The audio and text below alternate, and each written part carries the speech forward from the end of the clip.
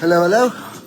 I'm here. It's not 11:11 yet. Just saying good morning to everybody. Hey, Tracy. Hey, Avery. Hello, hello. Hey, Patty. I hope everybody's having a good Sunday. It's beautiful here in the Atlanta area. Let's see who else is on. We'll get started at 11:11. Just get yourself a cup of coffee and find a good place to listen, because I've got a good word for you.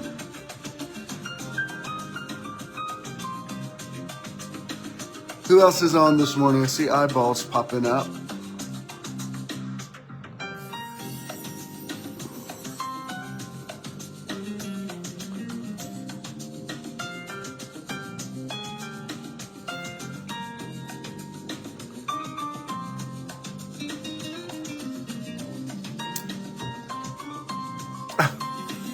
Hey, Melissa. Welcome. Welcome to my studio, Metron Live. We're starting. Hey, Colonel. Good to see you. Hello, hello. Hey, Romanita. You found us. Hey, Jackie. Hello, hello, hello. Hey, Deanna. Good morning to you. Who else is on? We'll get started in about 3 minutes.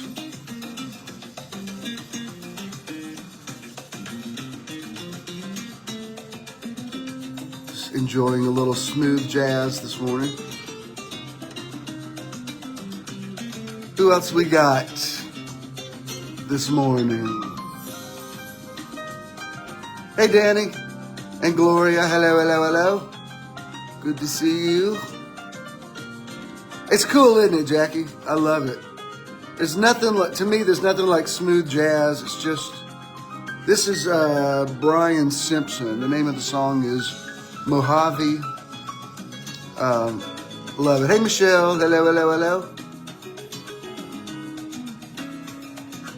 And hey, Leslie. We got Leslie in the house. All right. That's good. Who else we got? Still haven't started. We're mingling before, this is Sunday school before church gets started. We're still mingling.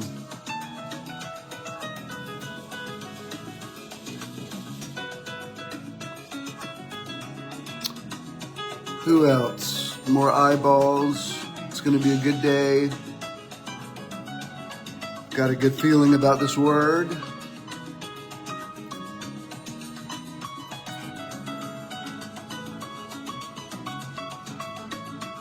Somebody else tell me good morning. We got about a minute before we get started. Well, hello, hello, hello. Always good to see Mr. Barnes. Minister Barnes. It's over there in the corner, Melissa, with white Jesus, blessing the little white children. Hey, Janelle. How you doing? Unless you grew up in black church, and then you, I don't know. Okay, it's 11:10. Got one more minute.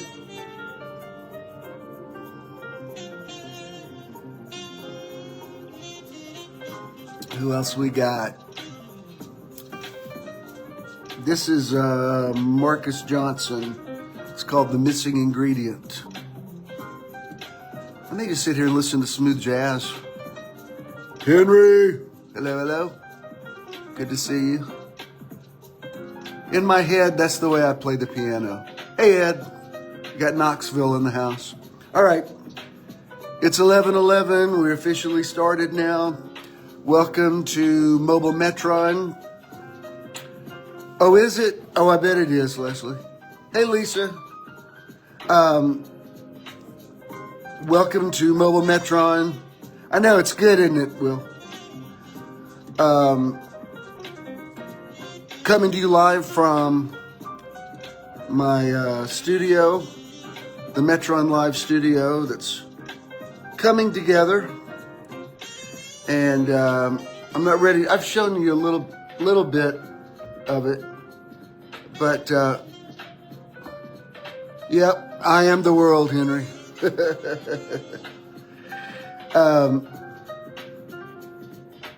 Coming to you live from my studio. I'm trying to turn this down a little bit. Turn it down just a little bit.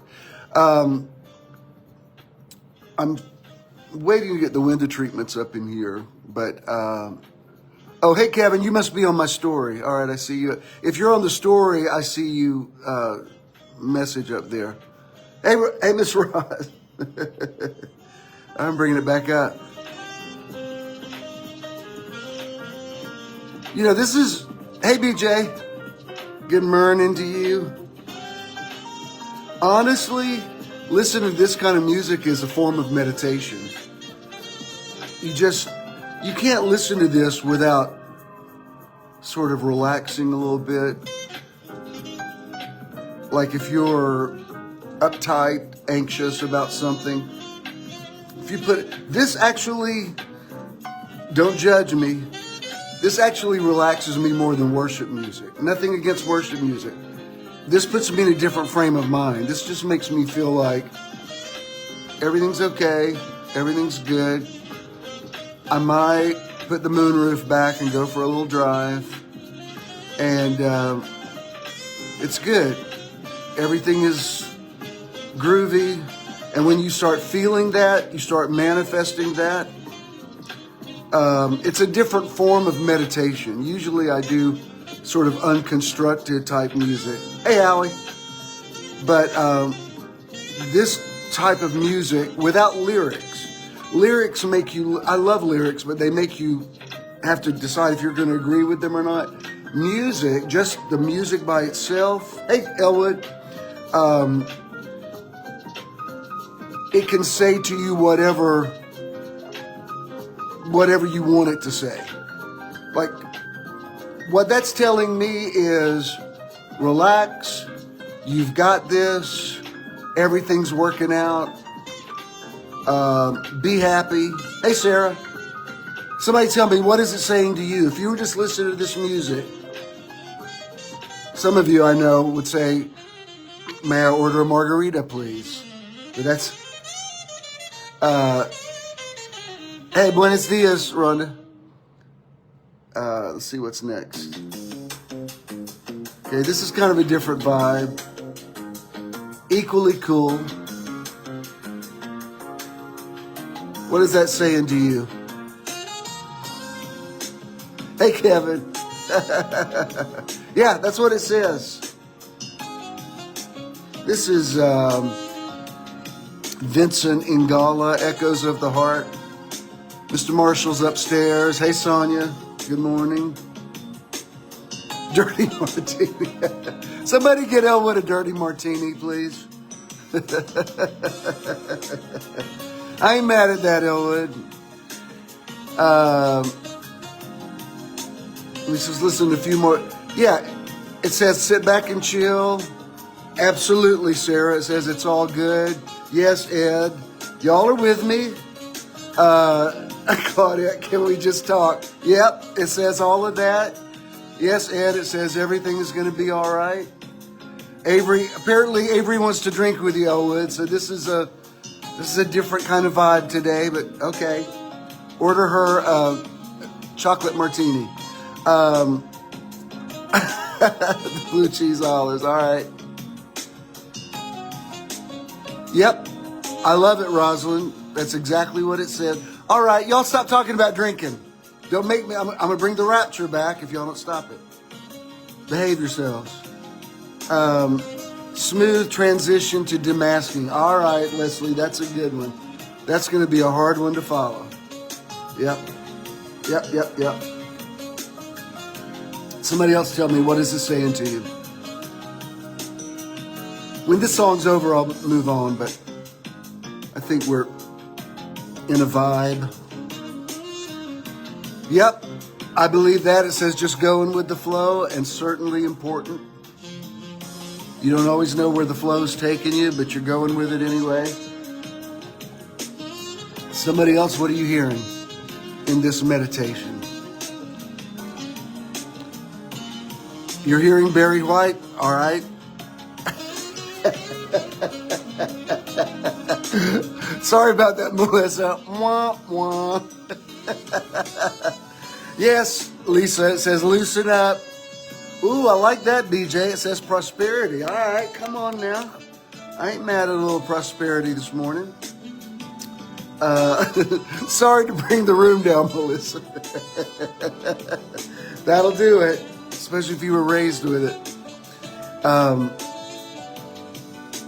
Couple more people. I like your participation. What is this saying to you?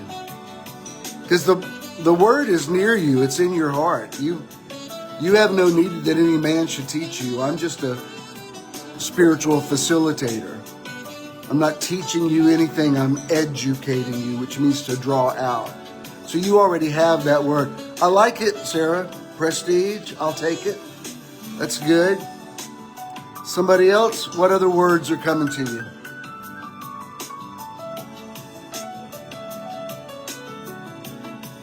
Some of you are just getting lost in the vibe. I love all your input. Good. I love it, Melissa. Flow and new neurons. Yes. Let's get new neurons. That's actually kind of what I'm going to talk about. Oh, Jesus, listen. Leslie, there is none like you. All right. Enough of this. That was fun. All right, welcome to Mobile Metron. Coming to you live from Smoke Rise. Somebody asked me the other day. Yeah, I can see that, Henry. Yes, Freddie, chillaxing, certainly important. Somebody asked me the other day, what's the difference between... Yes, tell him he's right, Jackie. Yep, I like it, Kevin. Good. Y'all are all in sync with me this morning. I love it.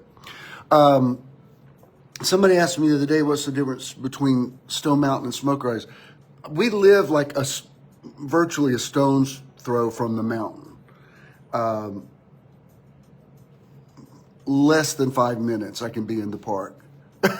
The dentist will be with you soon. All right. Well, that brought the room down. No, not necessarily. I like having my teeth cleaned. Smoke Rise is it's like a network. It's a community. It might even be called a municipality. It doesn't have its own mayor, but it's like a community within Stone Mountain proper that was largely built in the 70s. All these houses, this was really, I mean, it's still a nice neighborhood, but back in the 70s, it was the stuff. And so anyway, I love Stone Mountain. I just like the word Smoke Rise. It has good connotation for me. Before I get into the word, again, welcome to Mobile Metron. And remember, we've got Meditation Weekend 28 coming up 2 weeks from today. Easter weekend. All right. Yeah, I don't think I'm going to run for office, but thanks for thinking of it. Easter weekend, which is April 4th and 5th, we're going to Jekyll Island. It's our 28th meditation weekend, and it's our 6th one that we've done on Jekyll. The first one we did of these was on Jekyll Island, and there's always something magical about it. It's a smaller island than St. Simon's. It's a little more effort to get in there, but totally worth it. Those of you that have never been, hey, Brenda, you must be on my story. I see your message up there. If you've never been before, and I don't know if we probably will go to Driftwood Beach again, because it's just, I'm so drawn to that place. I've been all over the world. I've never seen any place like Driftwood Beach. The natives there, the people that grew up there, call it the Roots, but it's hard to describe. Even if you see pictures of it, it's hard to really grasp. Yes, thank you for remembering, Jackie. And my birthday. Yes, my birthday will be Friday night. For any of you that are coming down early, which a lot of you do, You know, I'm assuming you all know this, but in case you don't, when we do these meditation weekends, we do a Saturday and a Sunday. The Saturday is a sunset meditation, and the Sunday is a sunrise. A lot of people, we always go down on the Friday night before because we like to make it into a little vacation. And my birthday is April 3rd. So I want to do something very easy peasy and unstructured. We're just going to, I said we're going to do pizzas on the beach. I'm not even sure where a pizza place is down there. Avery, I don't know if you've done any admin on that part. But if not pizzas, we'll do something. And by the way, last week when I mentioned it, this whole thing that started off about sparklers, that didn't come from me. That came from the man upstairs. And I don't mean God, I mean Ken Marshall, who's upstairs. You are upstairs, aren't you? Or are you in there? Oh, never mind. The man in the den. He's the one that started the thing about the sparklers. When you said sparklers running up and down the beach, everybody took it and run with it. But Avery said that it's a fire hazard down there. So she's found these LED sparklers. Oh, really? Oh, well, Avery's on it. Okay. I forgot there's a pizza place there. All right, well, we'll use that. In fact, we probably will go to Great Dunes. Hey, Jody, not to rent the pavilion. I think it's $1,000 to rent the pavilion. To me, it's just easier to walk out on the beach and we'll take our chairs out there. All right. So we got pizza. So it's on. We're doing pizzas and LED sparklers so that we don't get arrested for being a fire hazard. But again, that didn't come from me. That came from Kenneth. I'll tell you more about that as we get closer to it. But it's going to be a great weekend. I'm looking forward to it. I need it. You need it. If you're thinking about going, just go. It's not, What? Just do it. Ken said, just do it. Well, if you're going to participate, why don't you come in here and listen? You'll be my first audience. Let me see what it's like having I still haven't decided. Alan, no Roman candles. Are you going to come in here? Or are you going to stay in there because you want to put your feet up? All right. This room is adjacent to our, what do we call that? Is that the den? Why are you all dressed? Oh, you're going to a funeral. Oh my God, you scared me. What the heck are you dressed up for? What time's the funeral? Well, visitation is at 2. Oh, I'm sorry. Well, you look handsome. I guess I'm assuming I'm not going with you. Well, no, because if you have to be there at 2. Yeah, okay. Leave a little bit because it's going to be packed. Oh, okay. I totally forgot about that. Kid I hadn't seen him this morning. He just walked in, totally black suit, black shirt, blue tie. I was like, I wasn't expecting that. Anyway, Ed says you're a rebel. Why? Because he dressed up, Ed? Anyway, he's worked hard this weekend. He mowed the front yard and the backyard. He also, if you saw that little picture of the cardinal that came this morning, I didn't see it. I was still getting ready. And he said, there's a cardinal at the front door. I said, go take a picture of it. And he did. It's beautiful. It's in front of one of our azalea bushes. And that's always, regardless of what you think about cardinals, that's always special. As to the future of Metron, I'm still winging it. I'm still figuring it out as I go. More things came in for the studio this week. I'm going with the flow and putting it together. I definitely will be doing this, indefinitely, this part of it. But as to if I'm going to take it to the next level, okay. It says you're a fire hazard on the dunes. All right. So I'm not going to do anything till after the meditation weekend, but I'll be here. And so anyway, if you are interested in going, scroll up to my cover photo, and the information is in the copy on that. All right. Well, this is what I wanted to talk to you about today. There's it's a famous saying. That's, when you Google quotes, they're attributed to a lot of different people. This has been attributed to Gandhi, to Emerson, to Thoreau, all of these, I quote all of those people. Most people agree this probably came from, and I'm probably mispronouncing it, Losci. It's Laotzi. Kevin, you may know better than I how to pronounce it. But the quote is this. It's, watch your thoughts, they become words. Watch your words, they become actions. Watch your actions, they become habit. Watch your habits, they become character. Watch your character, it becomes your destiny. And I've seen different versions of that. Definitely thoughts become things, things become actions, actions become habits. I've used it in at least one of my books, maybe a couple of them, because I've always liked it. It's been around for a long time. I remember years ago, back in the megachurch days, another megachurch pastor invited a bunch of us over to his office, and we all had to pay $1,500 to hear this motivational speaker come. And all he did was this. He said, watch your words, they become, watch your thoughts, they become, and it's like, clearly none of the other pastors had ever heard it, because they were all like, wait, what? And they're writing it down. And I'm like, really? Y'all can just Google this. Are you going? Oh, okay. You can just Google it. It's, it's on the internet. Or I could give you, JimSwilleybooks.com. It's in one of my books.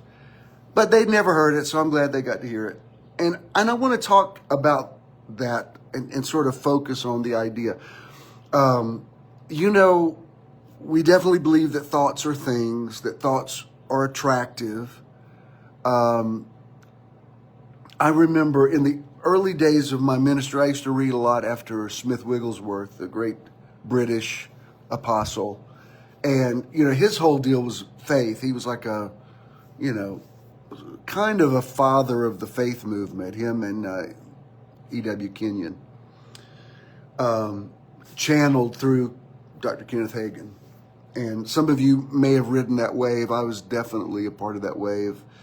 And no regrets. A lot of those things that I picked up in that movement, like the power of your words and speaking to the mountain and authority of the believer, those are foundational planks of my platform. Sometime back, I posted something and somebody on Facebook said, wow, you sound like your word of faith. I said, I am. I'm all of that. I'm, you call me New Age, you call me Pentecostal, you call me charismatic, you call me New Thought, you call me Kingdom. There's a part of me that answers to all of that.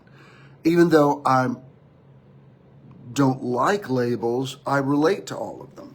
And, but Wigglesworth said, when he talked about the power of words, some of the stuff he wrote back in the 40s, he said one of his main things was, if you have a negative thought, or like a Lao Tzu, okay, thank you, Kevin. If you have a negative thought, a thought of unbelief, at least don't put it into a word. His philosophy was, if you don't put it into a word, it will die unborn. In other words, it will, for lack of a better term, it'll miscarry. That his thing was, once you put a thought into a word, then it has longevity to it. There's physicists believe that some physicists believe that every word that's ever been spoken is still out there somewhere, that if we knew how to harness it, we could hear the Gettysburg Address live, or we could hear Socrates speaking. I don't know if that's true or not, but I do know that thoughts shape us and words define us. So do I believe what's your thoughts, they become words, what's your words, they become actions, what's your actions, they become habit? Yes, that, of course, that's true. And it's something that we all have to be reminded of. Even if you've taught it before, you have to be reminded of it. That being said, Proverbs 29:11 says, "A fool speaks his whole mind." And, there's great liberty in being unfiltered, just saying anything that pops into your head. It also sometimes you can snare yourself by the words of your mouth. There's some things that people say that you hear them and you think, you could have kept that. That probably should have stayed in the thought realm before it got into the word realm. Because once it's spoken, like I've I don't know that this is a hard and fast rule, but especially when I used to do a lot of marriage counseling, I used to tell people, I said, if you're trying to save your marriage, don't use the D word, meaning divorce. Because once you ever say it, once it's ever out there, even if you say it in a fit of rage, it's hard to get that genie back in the bottle. You can't get that toothpaste back in the tube. It's like you can think, I wish I'd never married this person. But once you say the words, I want to quote Tammy Wynette, a DIVORCE, then it becomes real. It's like things are never, I'm not saying it's the end of a marriage, but I can tell you, and those of you that have been through divorces know what I'm talking about this. Once you ever actually say it, it's in the realm of possibility. In a way that it's not in just your thoughts. And that's kind of this isn't a teaching about marriage. I just want to use that as an observation. When you look at, let me say this about biblical interpretation. I've been saying this stuff my entire ministry, but apparently a lot of people don't know it yet. The Bible's not a book. It's a collection of books.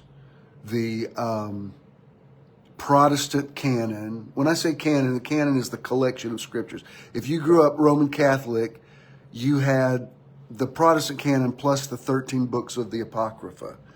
But for those of us who grew up in Protestantism, what we have is the Old Testament. It wasn't totally compiled at the Council of Nicaea, but that was a big part of it. And it's got human fingerprints all over it. If you know anything about Constantine, so much of what we have as modern Christianity was really the invention of Paul and Constantine. And a lot of it was for political reasons. Even the whole thing that hell became, it's not what Jesus taught. There's just a lot to it. And I think if some people just knew church history, it would do away with a lot of fundamentalism. Now, that being said, I know the Bible. That's ground zero for me. So it's always going to be a point of reference for me. And I love the scriptures.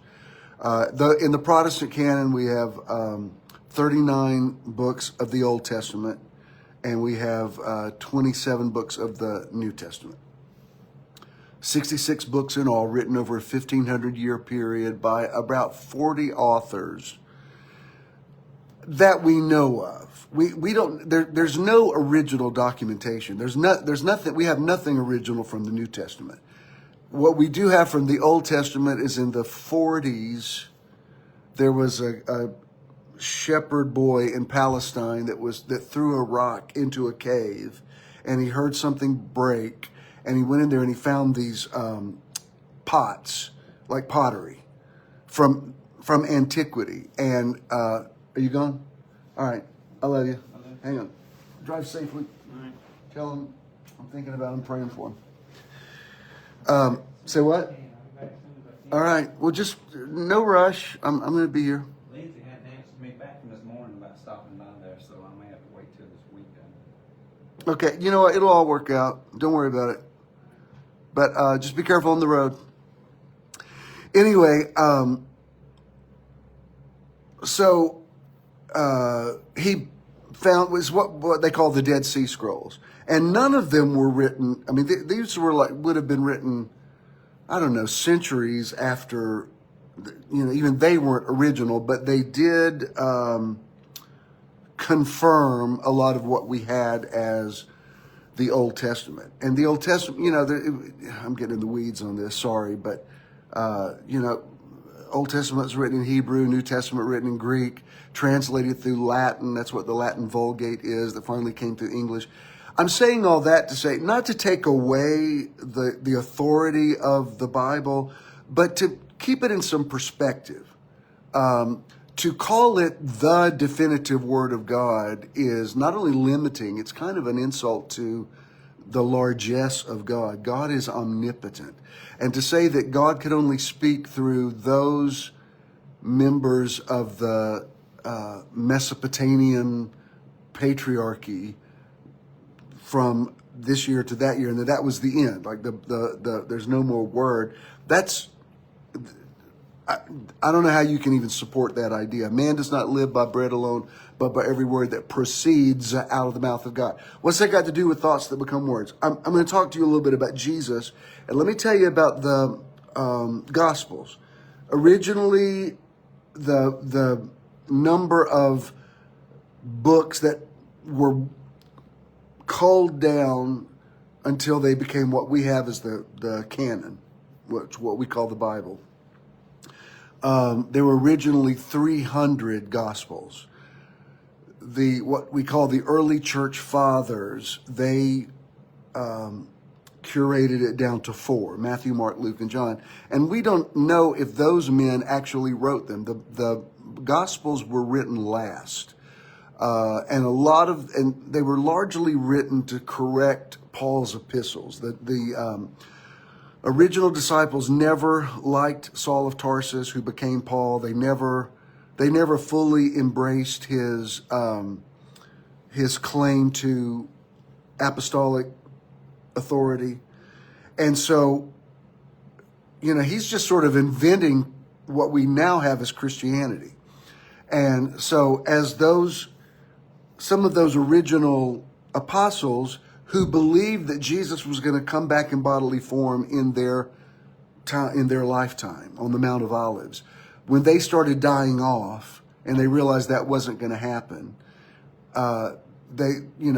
there came this call to say, we're the ones who actually knew Jesus. We need to write down the story of record. But even with that, we don't know who actually wrote them. I mean, back then, there's a Latin phrase for it. I can't remember, but it's a word when people write in your name, and it was a standard practice. Like if you had people that sort of were in your flow, they could write sort of for you. And I love the Gospels. I love the words in red. I'm protective of them now because there's such a movement now in so many of the white evangelical churches just to not even preach the gospel anymore. They say the gospel's too woke, and they've gone back completely under the Old Testament, which is the very definition of Antichrist. But even with the Gospels, like for instance, and I'm getting back to thoughts become words. It's all going to make sense in a minute.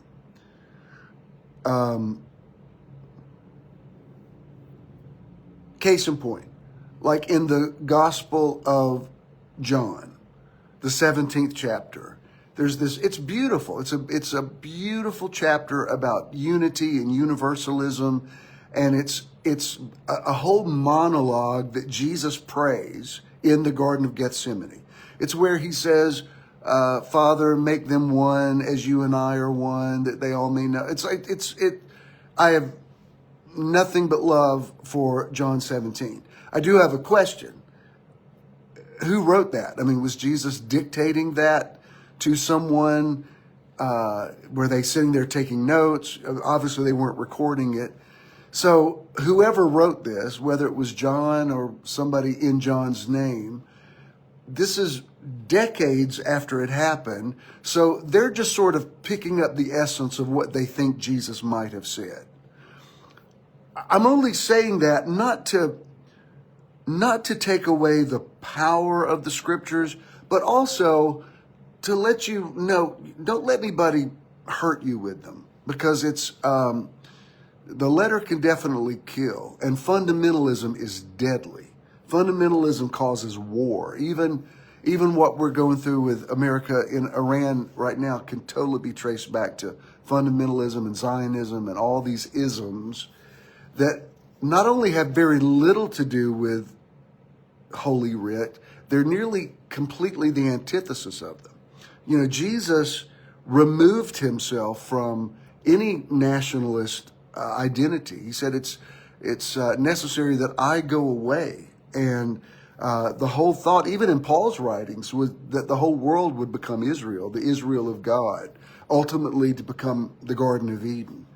And so all of the, you know, wars and rumors of wars can somehow be traced back to Phariseeism. To say, the word Pharisee means separatist, means that our group is right and the rest of you are wrong.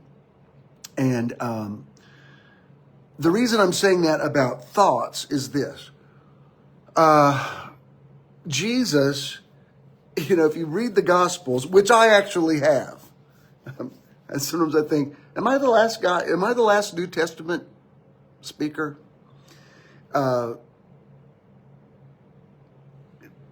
Jesus, if you just looked at everything he said that we have in the four Gospels, the words in red, he definitely contradicts Paul. I mean, I did my last book, I did a whole chapter of that.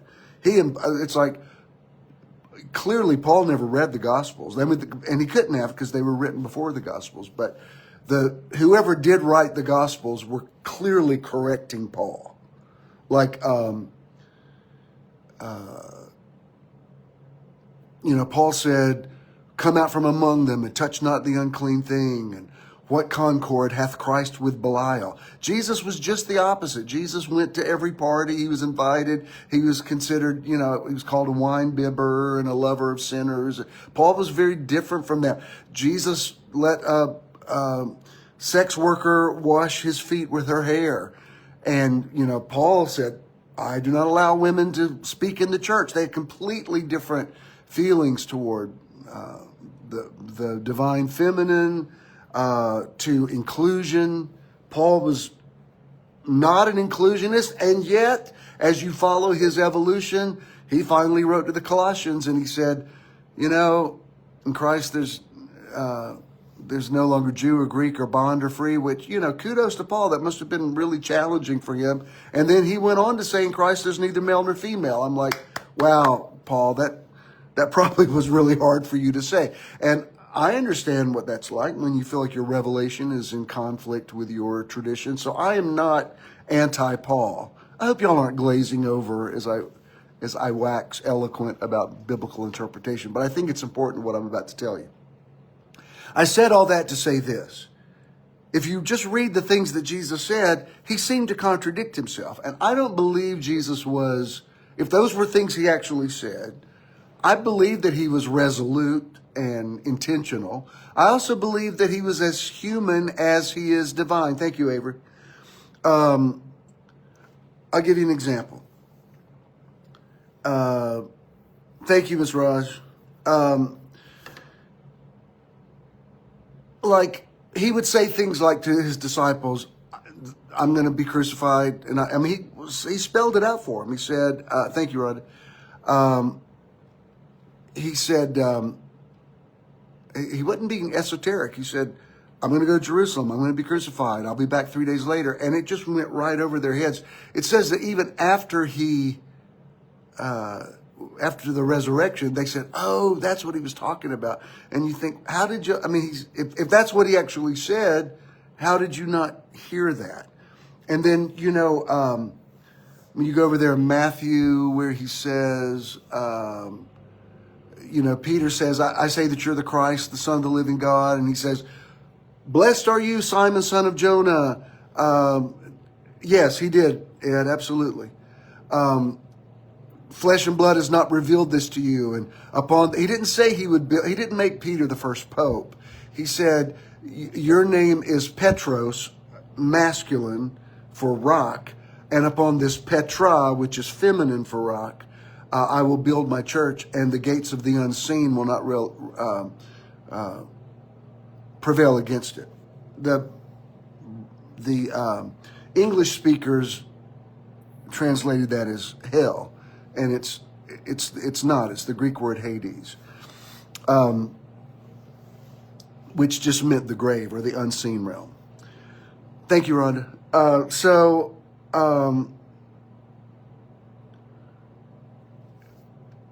And again, I don't want to get in the weeds about this, but Jesus clearly could, people could contend with him. Like the woman comes to him and says, my daughter's demon possessed. And he says, why should I give the bread to the dogs? And she says, well, even the dogs get the crumbs from the table. And he's like, all right, for this saying, your daughter is made well. And you could see there was a lot of negotiation and evolution. And Jesus never asked anybody to worship him. When people came to make him a king, he split and went off and hid on a mountain. Somebody called him good. He said, why do you call me good? There's none good but God. So you could see he dealt with the human condition. And even when it came to the crucifixion, like on one occasion he says, no man takes my life from me. I lay it down on my own accord. So he's basically saying, I'm not a victim in this. This is my script. Even when he stands before Pilate, and Pilate says, why don't you make a defense for yourself? And Jesus is like, my paraphrase, like, you're not in charge of this. There's nothing in your hand.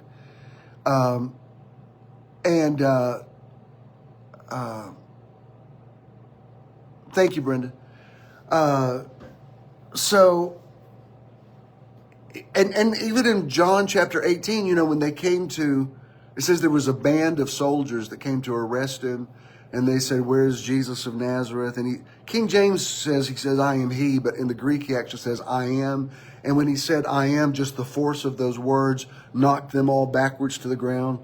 So you see this idea that he's not a martyr. He's not being taken against his will. That he's willing to do this. And yet, when he gets in the Garden of Gethsemane, he's like, look, if there's any way, let this cup pass from me. And then, he makes peace with it, gets his head around it. Nevertheless, not as I will, but as you will. And then, on the cross, if Jesus actually said these things, and look, I don't make any apology for using the word if. The word if is a beautiful word. Agnostic is a beautiful word. The more spiritual you become, the more open you become to different possible interpretations. The letter kills, the spirit gives life. I'm telling you, the letter is a road to death. The spirit is always a road to life. Jesus spoke, one of my favorite things that he said was, if I take the scriptures we have at face value, he says, the flesh profits nothing. The words that I speak, they are spirit and they are life. Even just when I quote that, it feels, something in me feels quickened. That there's something in my eternalness that resonates with.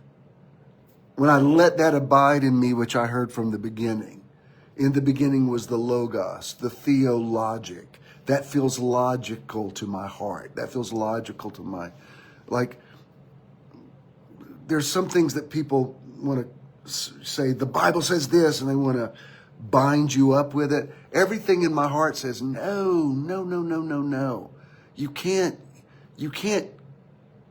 use something that you say is the word of God to restrict me. If it is a word from something we call God, it will always liberate you. The move of God is always moving toward freedom. Anything that moves you toward bondage is of some other entity. And if you want to call that,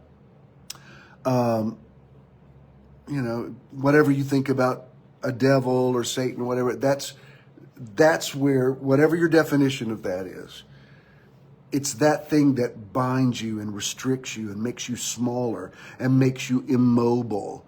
Like I believe a lot of the stories about Jesus casting demons out, it was the way that's the way that people in antiquity would interpret a thing like this. But when like it with the man at Gadara, Jesus cast the demons out of the man according to the New Testament narrative, and the demons say, "Just don't send us out of this country. Let us stay here. Let us go into the pigs." And so they go into the pigs, and the pigs commit suicide. Or Jesus saying, when a demon goes out of a man, he roams through dry places, looking for re-entry, and he says, I'm going to go back home. And he brings 7 worse with him. That's why people who are in bondage continue to spiral down and become deeper and deeper into death. They have a form of godliness, but they deny the power thereof. The move of the Spirit always makes you open. It makes you larger. It makes you bigger. It makes you more embracing. I will pour out my Spirit on all flesh. There's something in my eternalness that agrees with that. So, but then after Jesus says all these things, then on the cross he says, Father, forgive them, for they know not what they do. Okay, that throws me a curve. Like, if you're saying this was your idea, why are you saying, Father, forgive them for this? And then, I'm the only person I've ever heard teach on this. There's a lot of things that I talk about a lot, and I talk about them frequently because I don't hear anybody else teach about them, ever. If I am influenced by somebody, I will always give credit where credit is due. Some of you have said things to me before, and if I ever quote you, I will always say, so-and-so told me this, or this came up in conversation. And, I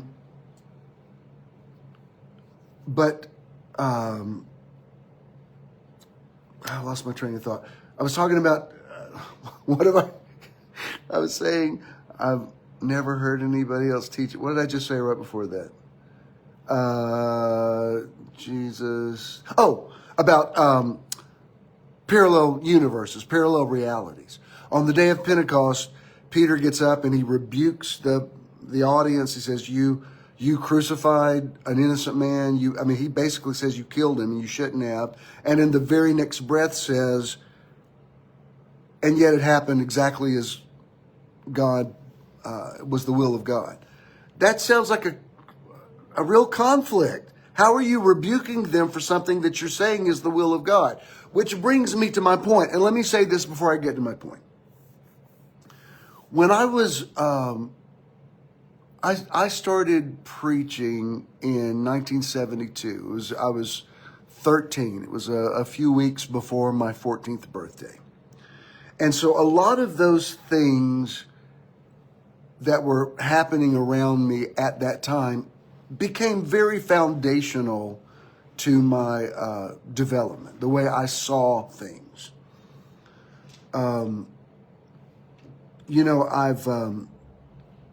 I've talked so much about my Uncle Harry, Bishop Michigan. And the last conversation I had with him, and this is the only time I ever saw him after I came out. And I didn't know if he was going to be weird with me, because at that time, a whole lot of my family wasn't even speaking to me. And so for some reason, I went out to their house, and my parents were there. And I remember thinking, this is going to be the last time you see him on this side. And, I knew that he prayed for me every day.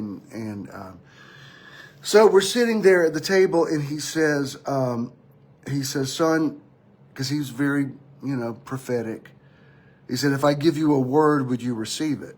And I thought, oh, Lord, here we go. I'm going to hear something about Sodom and Gomorrah or something. And it wasn't that at all. He said, I said, yeah, of course, Uncle Harry. I would receive anything you say. And he said, remember those things you heard at the beginning of your ministry. Remember those things. And I said, okay.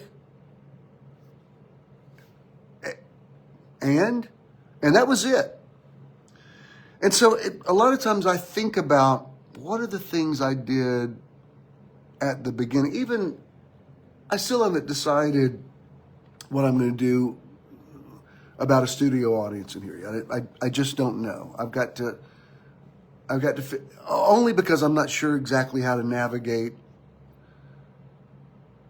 some logistical situations. It's not that I don't have room for it. It's like just some logistical. You can imagine if you open up your home, it makes you question, try to decide some things. How would we do that if that happened or whatever? And so we're still brainstorming about that. And the only way I know how to manifest is I manifest incrementally. I'm a big believer in first the blade, then the ear, then the full corn of the ear. Even with putting this together, I'm just following my instincts. And thank you, Danny. I received that. I respect your opinion. So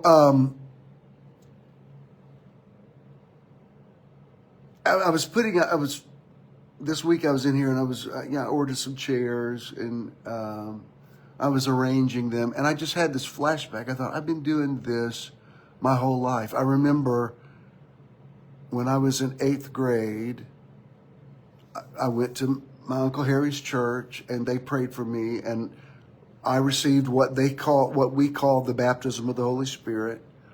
And to me, that was like flipping the switch, like, oh, I'm in the ministry now. And I went to my 8th grade homeroom that next day and started preaching. And I had immediately I had a Bible study of kids in 8th grade that would fast to come hear me teach. And it was a bigger group than I have at Metron. But I mean, I was arranging chairs in here, and I thought, I've been arranging chairs for a group of people to listen to me my entire life. The megachurch days nearly seems like it was parenthetical. It's like I did that. I hope you'll understand what I mean by this, because I love and venerate Church in the Now. I respect it. I'm proud of it. I rode by what was Church in the Now this week, coming back from Ken's banquet. And, but I nearly feel like I was playing the role of oh, really, Melissa? Very interesting. The role of a megachurch pastor, because I'm just not one of those guys. Nothing against those guys. But I look at pictures of, please no comments about the current administration. Don't bring that on my page. I'm just saying, I look at megachurch pastors crowded around the president and praying for him while he, stares off into space. And I think, man, if I was still in the megachurch days, I could never do that. I mean, like on Sesame Street, they say one of these things is not like the other. I'm like, I'm not that. I'm actually this. Can I really tell you the real truth? When I feel the most like myself is when we're at a meditation weekend and I'm standing on the beach beside the seaside, beside the surf, speaking to a group of people. It's like, oh, there I am. That's me. When I see pictures of Jesus by the seashore talking to a small group of people, I think, I see you. I see you and I feel you. That's what feels real to me. Ministering to people, not trying to figure out how am I going to come up with $150,000 for this mortgage payment this week. How am I going to pay the salaries of all these people on my staff and their insurance? I mean, I did it, and for all those years, Debbie was an excellent administrator and rose to the occasion. It was what it was. It just never felt like I'm just not that guy. I'm creative, but not in that way. And I'm not, no reflection on other people. It's just, I'm just saying for me. I mean, let me tell you this. I am way down the road to demask us. So back to Uncle Harry's word. I was thinking the other day about what were some of the early influences. And I started speaking in 70. I started ministering full time in 70. I kind of had done it my whole life, but officially I decided that's what I was going to do. Thank you, Freddie. Right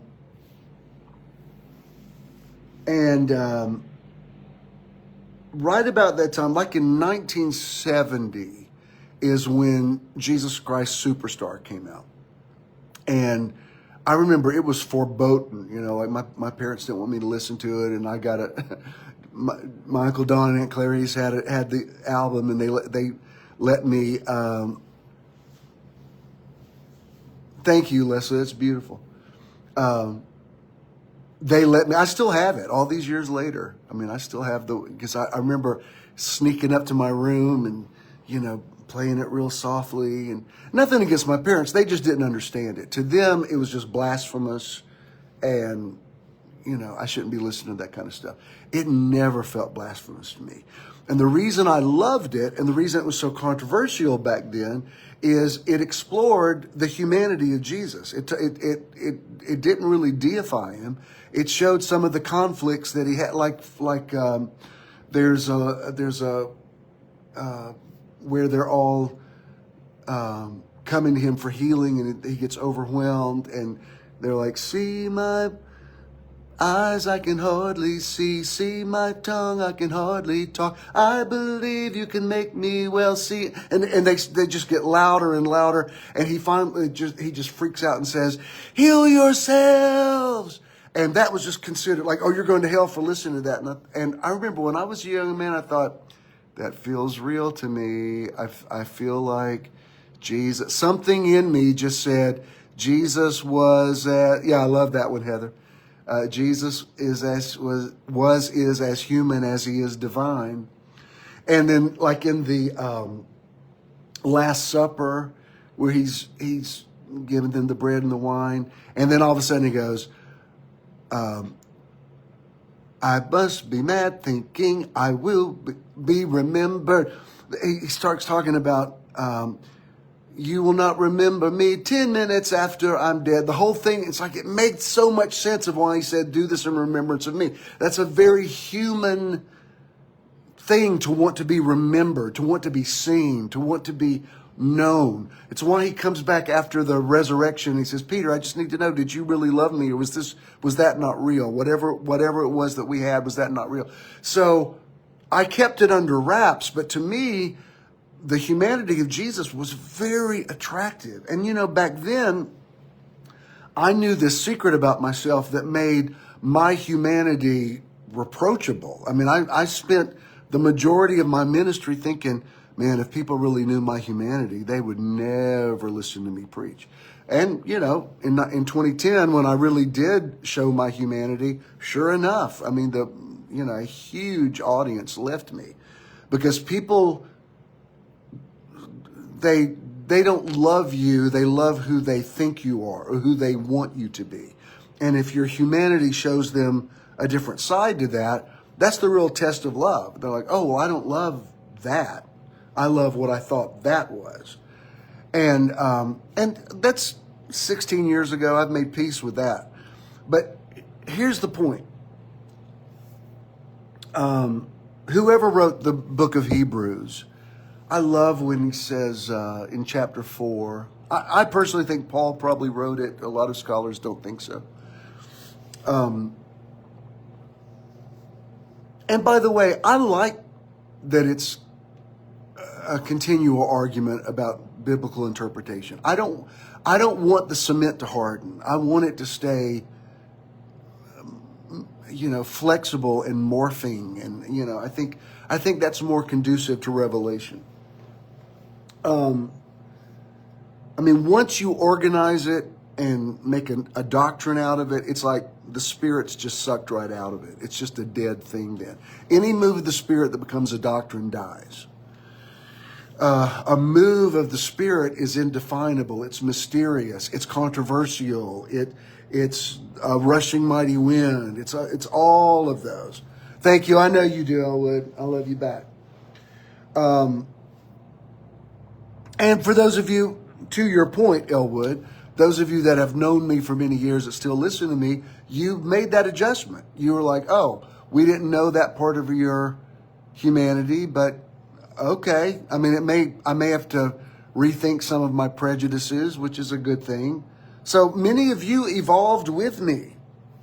Some people would say I deceived you all. Like you're taking those people into deception. And I think, give those people some credit. These are adults. They don't, they're not mindless devotees of me. I mean, they're spiritual adults on their own. And if they still follow me, that speaks to their maturity, not to their gullibility. So anyway, and for the record, I'm at peace with everybody that's ever been. I swear this is the truth. Everybody, even the people that were like the rich young ruler who went away sorrowful and say, that's just a step too far. I can't go with you there. I even love those people. Jesus looked at the rich young ruler and loved him, even though he couldn't follow him. So, yeah, that's good, Ed. So, to bring it full circle, what's that got to do with what's your thoughts? All right, this is what I think. And you don't have to receive this. You judge it for yourself. I think when it comes to your thoughts, I think your thoughts just have to be limitless, unfiltered. I think your thought life should be the frontier. It should be the wild, wild west. You're allowed to think whatever you think. Because I'm going to tell you something. When you try to unthink something, it only galvanizes the thought. Like if you're on a destructive bent and you're thinking something really horrible, some negative, terrible thing, you can't unthink it. The only thing you can do is, and that's why I like Melissa said earlier that the jazz music was making her think of neuropaths. That was a confirmation of what I'm talking about, because the only way you can get off of a destructive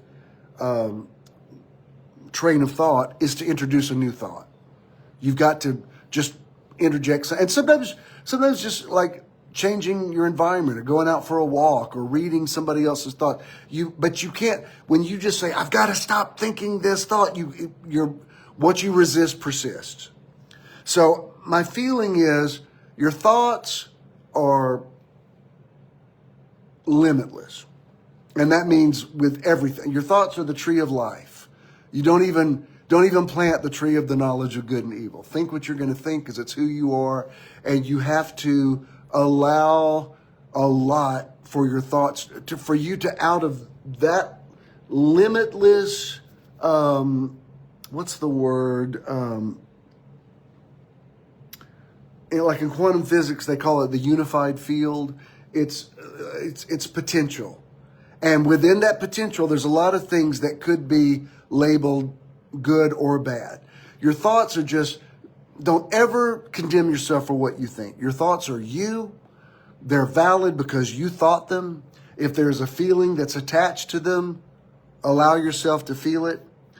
But then become more selective about what out of your thoughts you curate into your words. Like I said, Proverbs 29 says, a fool speaks his whole mind.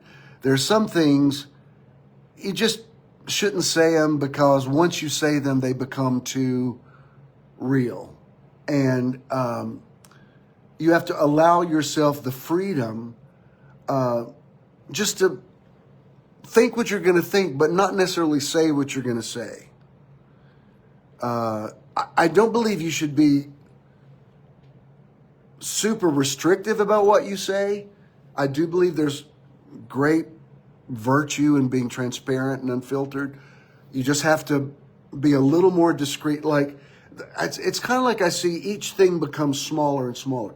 The thought life, completely unlimited. Words, you're a little more careful about what you say because a word moves a thought in a particular direction, and it's hard to unring a bell. And then become more discreet about your actions. I've said this several times since my mom passed, but I had this conversation with her twice before she transitioned, and one was literally in the last few minutes of her life. But a few days before that, when she was still lucid, I was in the hospital with her, and I said, Mom, I need to say this to you while you can still understand me.